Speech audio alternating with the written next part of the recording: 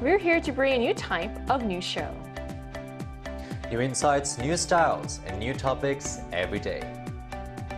We are News Generation.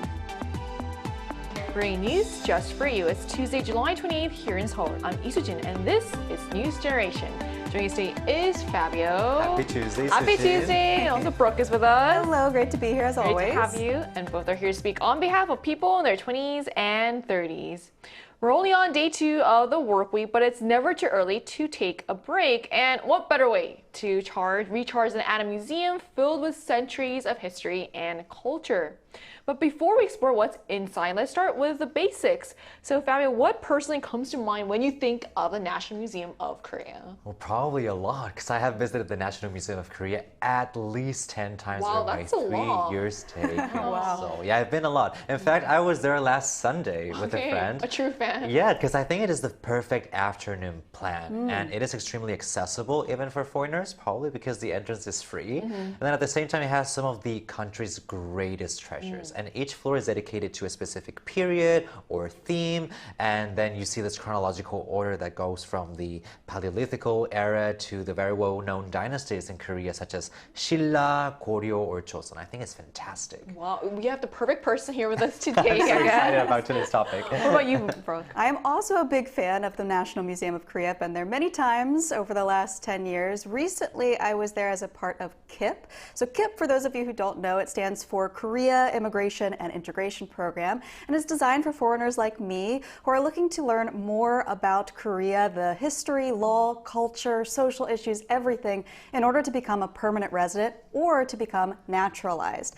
So during the course of this class, they asked us to go to a landmark of significant national history, and I, of course, chose the National Museum of Korea because why not? I love Great it. choice.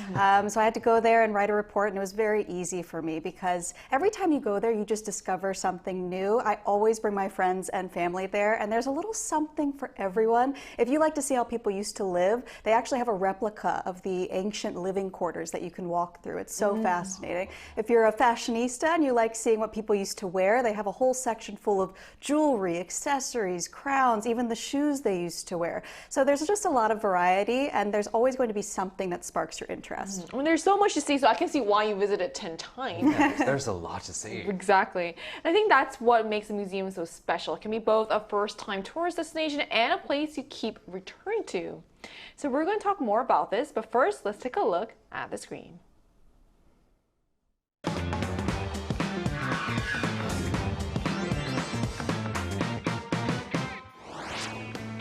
As global interest in Korean culture grows, so too does the desire to learn about the country's rich history and heritage.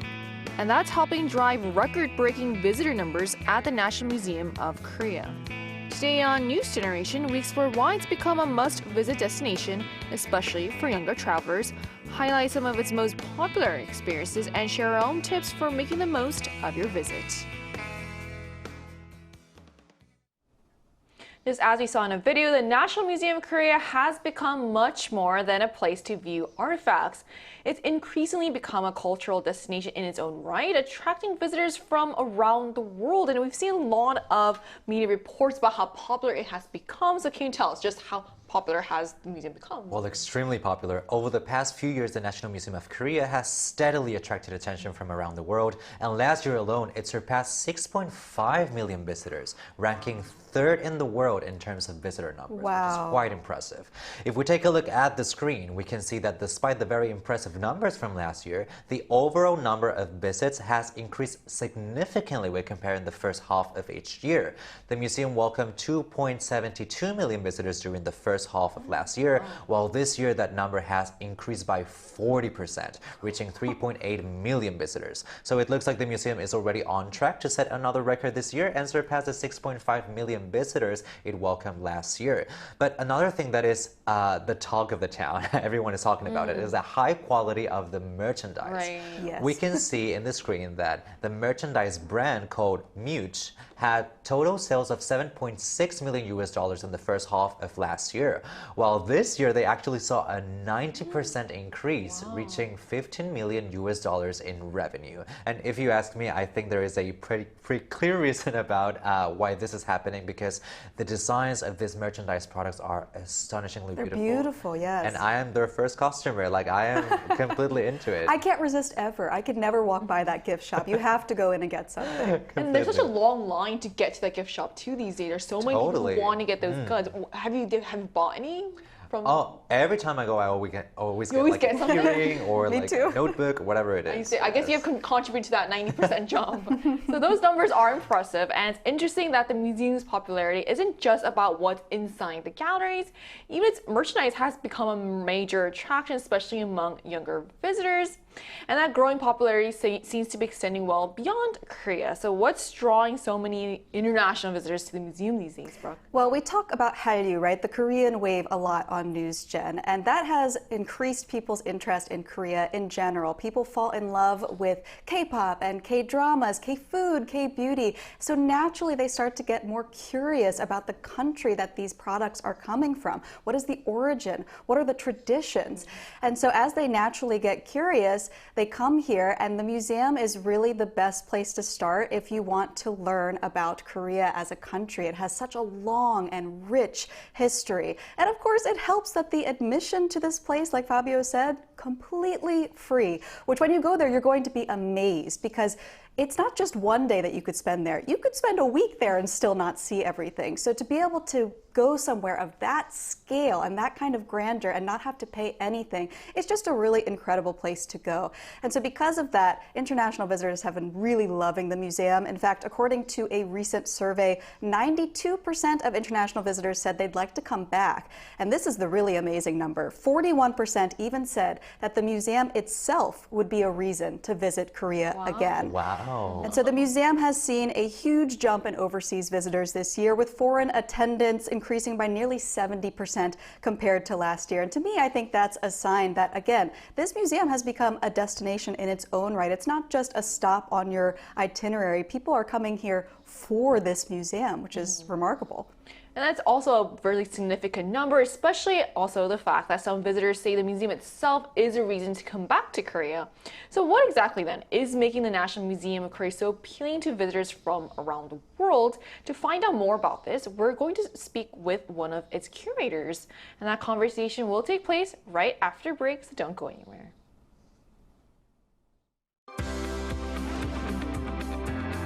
NewsGen wants to hear from you. Go to YouTube and search out Channel Arirang News. Click Posts and cast your vote in the poll. Make a new type of news with us.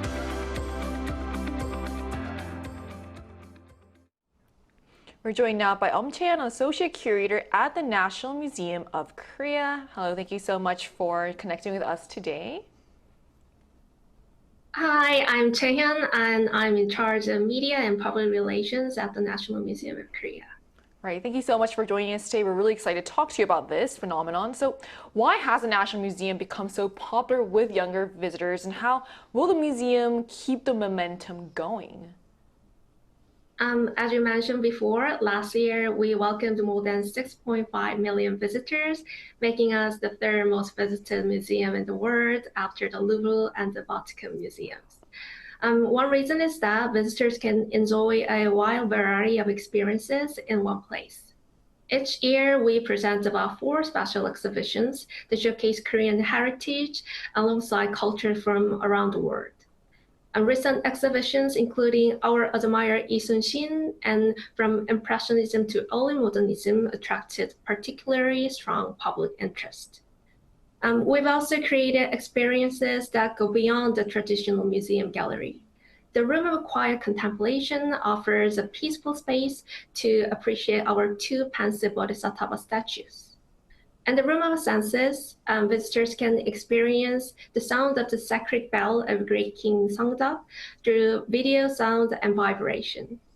Our museum product brand, Muse, has also become increasingly popular by reinterpreting traditional artifacts into contemporary products that appeal to younger generations. We are building on that momentum in several ways. We are renovating major permanent galleries, including the Buddhist Painting Gallery and the Buddhist Sculpture Gallery. At the same time, we are expanding the museum into a broader cultural platform through public lectures, academic conferences, performances, and hands-on programs. We've also collaborated with K-pop artists such as Blackpink, and RM from BTS recently became our first global ambassador as well. This September, our Dress Like a Museum exhibit program will expand nationwide, giving even more young people the chance to connect with cultural heritage by becoming part of it rather than simply viewing it. It must have been a very busy year. I also heard about a very special event called Dress Like a Museum exhibit. So how did the idea for Dress Like a Museum exhibit come about, and what is so special about this year's event? The idea came from a simple question: how can museums become more approachable for younger generations? Museums are often seen as formal or even a little intimidating. We wanted to create something people could actively participate in rather than simply walk through and observe. That's how Dress Like a Museum exhibit began. Participants choose an artifact, create a costume inspired by it, and bring their own creative reinterpretation to life. The response exceeded our expectations last year. Participants dressed as artifacts such as the Gyeongju gold earrings, the gilt bronze bodhisattva, and Goryeo skeleton. And many of those performances went viral on social media as well. Seeing so many people engage with Korean heritage in such a creative way inspired us to make the event even bigger. So this year, the biggest difference is its scale. Instead of being hosted only by the National Museum of Korea, all 13 national museums across the country are taking part. So the application period for Just Like a Museum exhibit is open until July 31st. So if you haven't signed up yet, don't miss your chance to participate as well. So we've also increased our prize money on this year as well. Yeah, and regional preliminary rounds will be held throughout September, leading up to the national final on September 19th at the National Museum of Korea. So what began as a single museum event has now grown into a nationwide culture festival. Wow, that's amazing. And just seeing pictures from the event, it just looked so cool. It's definitely something I'm interested in trying in the future. So thank you for joining us and giving us your insights. I have one more question for you. What are some must-see spots for international visitors? Actually, there are so many spots to see at the National Museum of Korea, but I would recommend a few highlights. First, the Room of Quiet Contemplation is a must-see. At its heart are two pensive bodhisattva statues, both designated national treasures. As visitors walk through a dark, quiet corridor, they are welcomed into a peaceful space designed for silent reflection. So it's one of the museum's most iconic spaces, including inviting visitors to slow down and contemplate the timeless beauty of these masterpieces. Another highlight is the immersive visitor gallery, where culture at projection and virtual technologies bring Korea's cultural heritage to life in a highly engaging and photogenic way. So, and the 외교장관 의계 Gallery is also well worth a visit. It displays the royal protocols of the Joseon Dynasty, which are inscribed on UNESCO's Memory of the World Register, offering a fascinating glimpse into Korea's royal history and traditions. I also encourage visitors to spend some time in our outdoor gardens as well. It's a beautiful place to relax, and many of stone pagodas are also designated as national treasures or treasures as well. So it's a wonderful opportunity to experience Korea's cultural heritage in an open air setting. And finally, don't miss the Mute, our museum products. It offers contemporary products inspired by traditional cultural artifacts, allowing visitors to take home a modern interpretation of Korean heritage and culture. I mean, I've also obviously been to the museum, and there's such a plethora of things to see, but it's so cool to hear from a curator what are some must-visit spots. So thank you for sharing your insights with us today. Thank you for having me as well. Thank you very much. Thank you. So we just talked to a museum curator about what's driving the National Museum's global popularity, how it's connecting with younger audiences, and some of the unique experiences visitors can enjoy. And one experience that really caught our attention is a Dress Like a Museum exhibit that our guest just talked about, which puts a creative spin on Korean heritage. So what would make this so appealing to younger visitors, Fabio? I mean, what a nice idea to engage with the art so instead fun, of just genuinely. seeing it. The fact that the prize money has become even bigger, I think it's a great way of motivating people to participate. And after seeing the pictures, I just think it just looks so fun. I would love to do it And we're myself. seeing some of the footage right now. And So it's no more comments fun. from here. I think it's just perfect. Right. So, I mean, what are your thoughts on this too? Well, I do love cosplay. I usually cosplay League of Legends characters, but looking at these pictures, I think there's something else I want to do in the future for sure. And apparently, foreigners like myself can participate. So keep that in mind. This is something that is available to you as well. And again, like we said, engaging with the art, it really allows you to learn more naturally about Korean history because as you're trying to recreate this specific artifact, you're really paying attention to its details and the history, the background behind it. So if you see these pictures from this event, first of all, they're incredible, but you can see that everyone's interpretation is slightly different. Even the same pieces can be interpreted in different ways. So it really allows for creativity to join the mix. And like we said, you know, museums can sometimes seem intimidating, but if you add this kind of creative, collaborative effort, it really allows it to be more approachable to more people. Right, it's a way to people connect with museum artifacts, and which makes it more memorable. And this isn't the only thing that is something that young, I guess, visitors can enjoy. So what are some other experiences that people can have? Well, we slightly commented about it previously, and it's the fact that you also have the National Museum gift shop. And in this case, the brand is Muse. And I think the popularity of this brand is so big that you can even see it reaching other countries. For example, it's being exported to countries like the United States or Japan. But I also, for example, experienced it back in Spain. I actually had the pleasure of collaborating as the promoter and designer for one exhibition that was in collaboration with the Korean Cultural Center in Madrid. And it was in collaboration with this brand too, and most of the people who attended, most of the locals, were constantly asking about the possibility of buying these products because they were fascinated by the designs. I think it's very different from the more tacky, stereotypical trinkets that you would get at most countries. So, you know, for a lot of people, you go to the museum itself. I went last Sunday, right? And you sometimes have to wait outside. There's a lot of people. So here, for example, we have a picture of me in Madrid during the exhibition. So cute. But then, for example, when I went there Sunday, as you could see, it was already red. It was very crowded. So there were so many customers that it was impossible to just stand in line. The good thing about it is that you can actually find at least 3 different gift shops inside the museum. And for lovers of these products, the good news is that you actually find this brand not only in the National Museum, but in most museums in Korea, sometimes even inside royal palaces. I think some of the highlights are the gilt bronze pensive bodhisattva, the danjeong keyboard, and danjeong is this traditional architectural paintings that you can find in Korean palaces, and the Admiral, what is it? I think it's a wine stopper. Yeah, the Admiral Yin Sun Shin's Yeonrip wine stopper. So these are very nice items, and these are some of the highlights about, you know, pretty much the products that people are interested in. Right, so the museum shop really seems to have become an attraction of its own, and it's interesting to see traditional Korean artifacts being turned into things people can actually use in everyday life, like the wine stopper you mentioned. Right, exactly. And the museum's efforts to connect with younger audiences don't just stop at merchandise, and it's also actually tapping into the power of none other than K-pop. So how are K-pop collaborations helping bring this Korean heritage to younger audiences? Well, our guest mentioned this, how the National Museum of Korea is utilizing K-pop collaborations in order to bring in more young people. So for example, RM of BTS, I'm ARMY. I've always known that RM loves art. He is a big fan of the arts, particularly from his own country. And BTS's last album, Arirang, even was very much dedicated to promoting Korean culture and history to the world. So it was no surprise when the National Museum of Korea decided to name RM as its first ever global public relations ambassador. So congratulations to him, and I'm sure that that has been bringing in many more international visitors to the museum.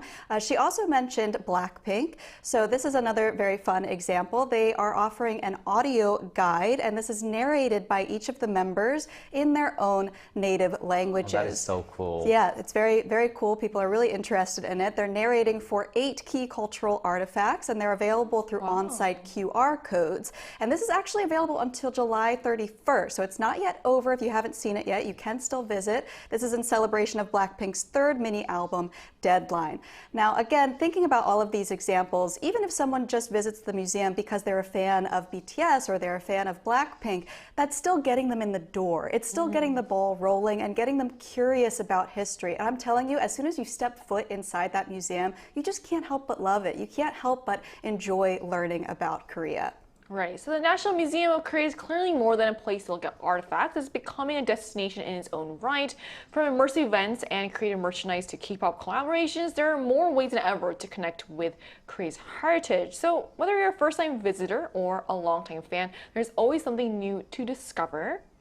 So that brings us to the end of today's episode of News Generation. But News Gen will be back tomorrow at 10:30 a.m. Korea time with more stories and discussions. Big thanks to Fabio. Thank you for having me. I think we would all have to visit before July 31st. I want to hear them explain this to me, and also Brock. It was a great episode. Thank you. And to our viewers, thank you so much for watching. Hopefully this has convinced you that the next time you're in Seoul to maybe make your first stop a museum instead of a cafe. We are News Generation.